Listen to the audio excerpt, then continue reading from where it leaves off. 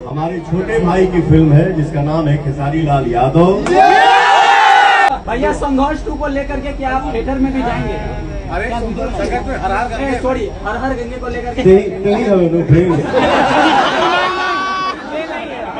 मैंने क्या बोला आपने सुना क्या? मैंने क्या बोला आपने सुना क्या? मैंने क्या बोला कि चाहे फीमेल स्टार हो या मेल स्टार हो, केहू के अगर अच्छा मेहनत हो के आप लोग आशीर्वाद दीजिए, अपन प्यार बरसाई जाए। बिल्कुल हमारे छोटे भाई की फिल्म है जिसका नाम है खेसारी लाल यादव। ठीक है, हमारी इंडस्ट्री का सुपरस्टार है, लाडला है, प्यारा है, दुलारा है, ठीक है, ट्रेंडिंग स्टार है, ठीक है। तो हमारे भाई की फिल्म आ रही है संघर्ष 2।